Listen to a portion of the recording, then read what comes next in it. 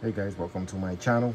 Today I'm going to review Transformers number 30. This is one with the variant cover with the Invincible Month variant.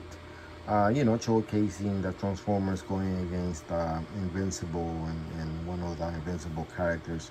Pretty cool cover. Liked it very much. Very nice cover.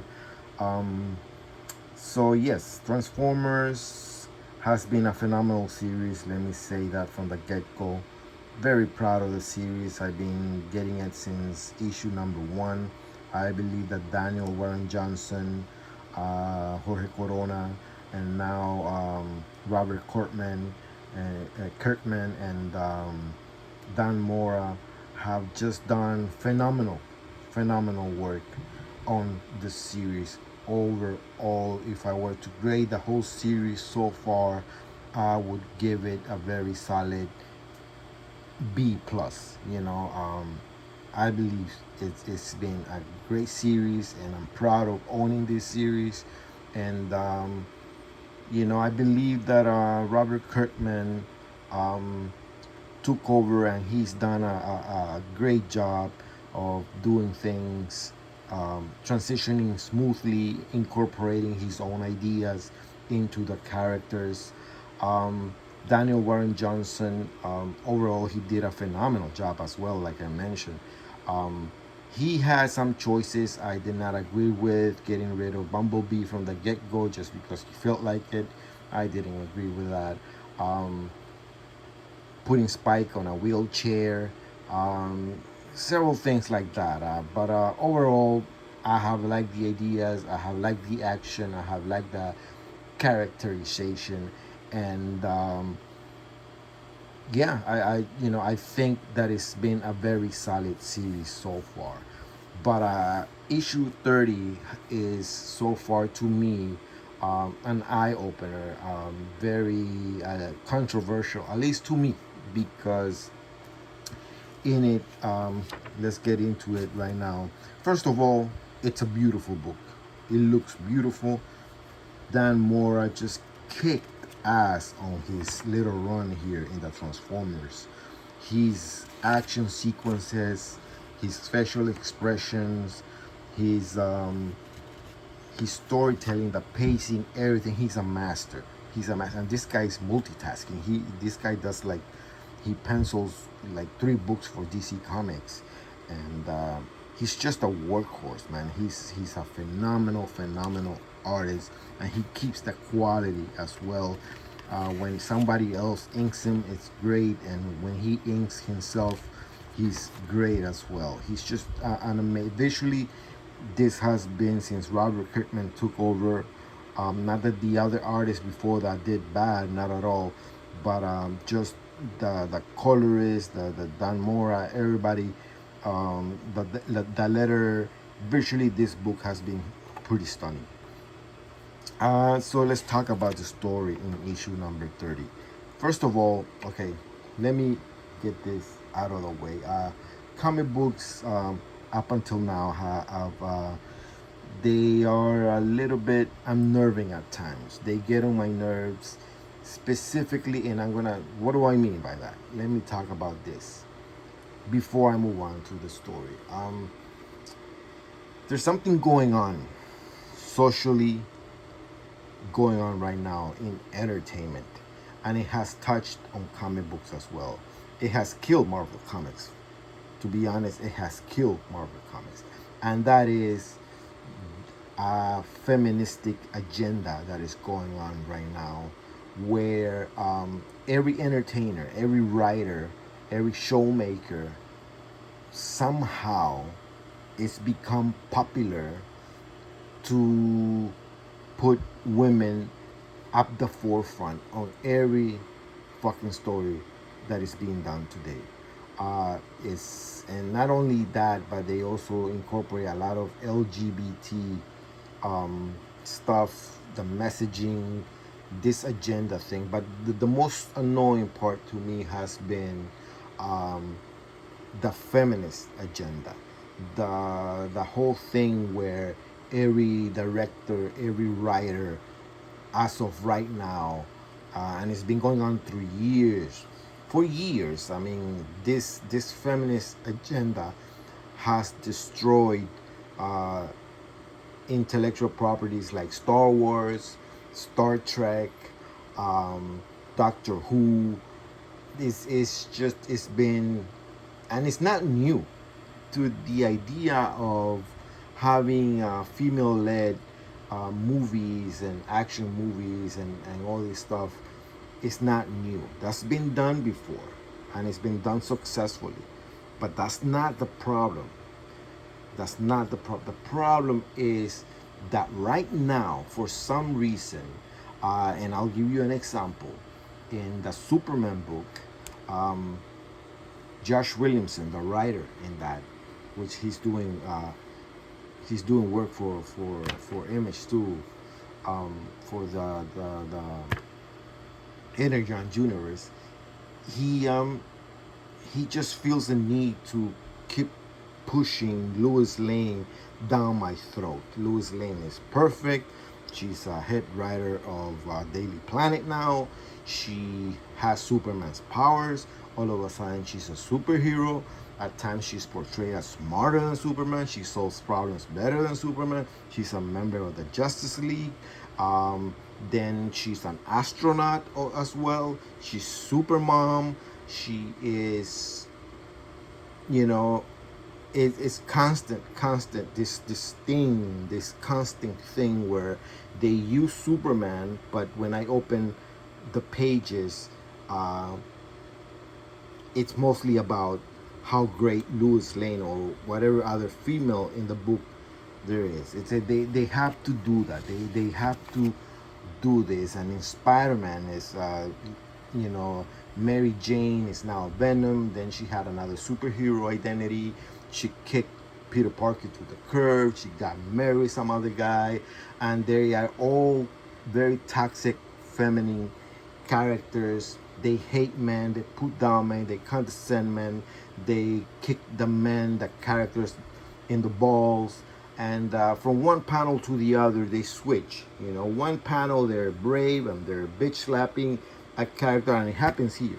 They're bitch slapping the main character or one of the male characters, and then the next panel they're in tears and they're humble, and this dynamic, this weird dynamic of this thing where the writers, and these are, you know, not only woke writers, but there's also very well established writers like Robert Kirkman. He's doing it here in this issue, and this is happening in so many.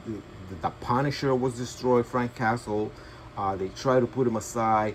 Daredevil. I can go on. You know, Batman, Nightwing is subvert masculinity. No longer can a character like Superman, Optimus Prime, Spider-Man, Captain America, they are no longer allowed to be good, level-headed, you know, masculine um, leader type figures. They now the male characters, their masculinity has to be subverted. They gotta cry. They have to doubt themselves. Um, you know, at every turn, these characters are no longer confident. Confidence that the male characters cannot have confidence any longer, and I don't know why this is so prevalent. This is so important to these people to do this, and it's happening in movies. Look at the reviews of The Bride. That you know, that movie has been a disaster. It's just crazy stuff, and it has finally reached the pages of this great series that I mentioned at the beginning. Has been great, and that's how I'm gonna dive into issue number 30, where, you know, we have Lita, who to me hasn't always been that popular of a character, um, questioning Optimus Prime and telling him why he's not in Cybertron fighting the war, leading the war against the Decepticons. Why is he so hell bent on staying on Earth and Optimus Prime proceeds to explain that the Decepticons want to take over Earth, and he feels that abandoning Earth and abandoning the humans is would be responsible him. So that's why right now his priority is Earth and not Cybertron.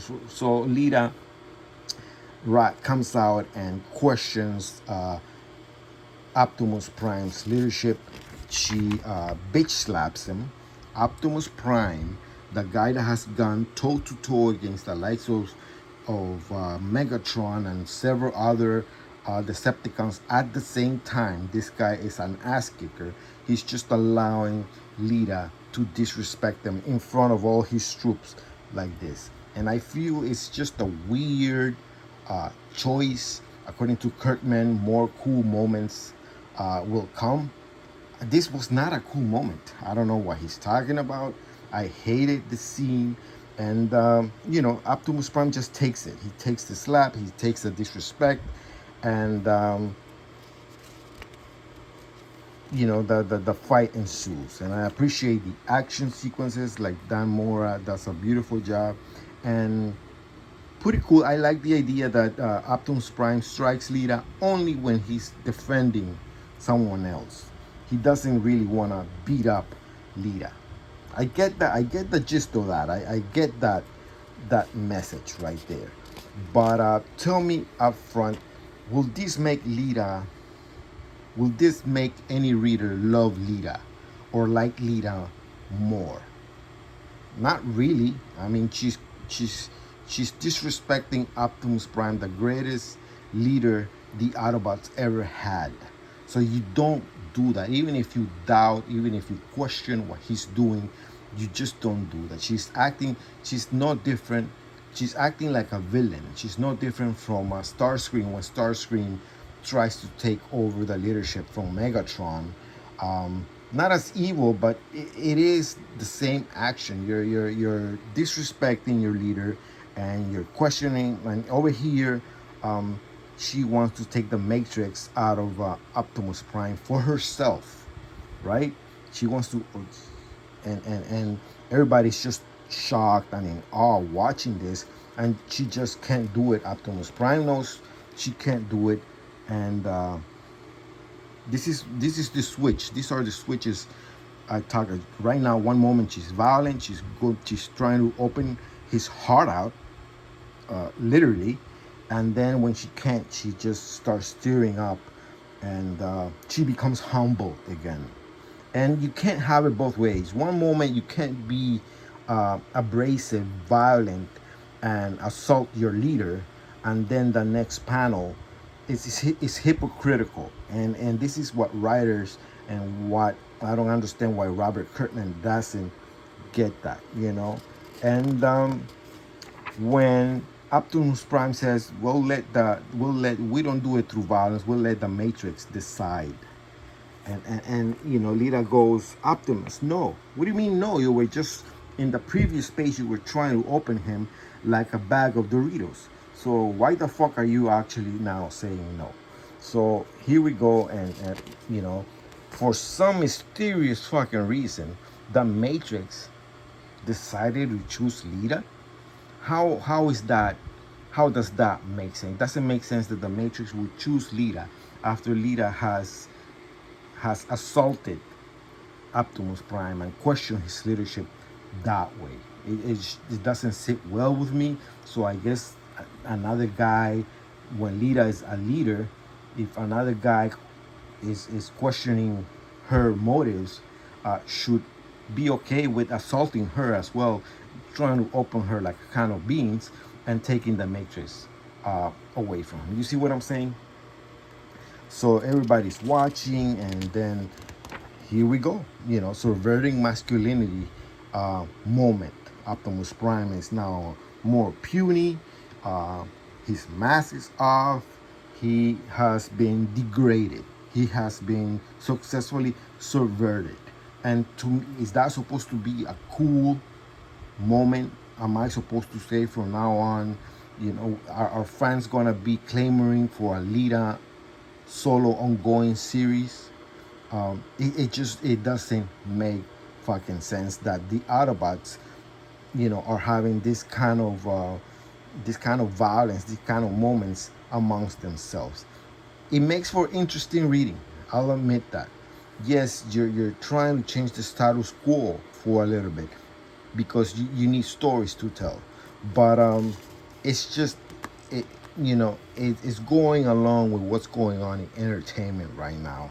It's not new to me to have a female disrespecting the main character or one of the main characters of a title.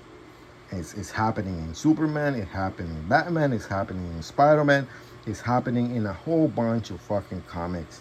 And it's just repetitive, it's the same fucking thing. It doesn't work because we all know Lita's not gonna remain the leader and Optimus Prime will be back. But that's not a cool moment. I don't know why Robert Kirkman alludes that those are cool moments, more cool moments are gonna come. That's not. And then at the end of the in the cliffhanger page, is Optimus Prime is still acting like a leader, but only with a little bit of doubt. You see, we complete our mission somehow, because that's another thing. Uh, like I mentioned earlier, the man must question himself now. And another thing, there's no romance between uh, female and male characters anymore. Not I'm not only talking about here right now. Again, I'm alluding to what's going on in entertainment. It's just something weird is going on, and what's gonna happen later on. If my kid is reading this, and is he gonna think that it's okay for a woman to bitch slap you and question you? Should what if it's your wife at home and you do something questionable? No woman is going around bitch slapping her man and questioning his leadership and saying, I'm gonna be the head of the house now because you're doing a bad job, and I'm the head of the house is not, it's not going to step aside. It doesn't happen in real life, and it shouldn't. It's just not normal. It's not a normal thing, and no man and no woman should write such stories because they're misleading and it just doesn't make sense. So that's my review of Transformers number 30. Very, it upset me to see this. It's just repetitious. It's going on somewhere else in other places. Why is this a mandate? Why is this happening with all leading characters? Why are you subverting masculinity? Why are you attacking men? Why are you trying to weaken men this way, male characters this way? Why are you destroying female characters this way? Why are you taking away their femininity? Women can be badasses. They are badasses. They do their own thing. It's different. There's a difference between them. Don't try to make females into have the same toxic qualities that you blame men of having. Because if you reverse the roles, if you have Optimus Prime assaulting Lita this way, you know very well this book would be, I mean, somebody out there would be trying to cancel it. So just those are my 2 cents. From a scale of 1 to 10, I give this issue solid, very solid 8. Despite the controversial choices that Kirkman's doing here, it's actually the characters sound like themselves, and visually is a stunning book. Thank you guys for listening. Please subscribe to my channel. Give me likes, dislikes, and tell me what you think of Transformers 30. Peace.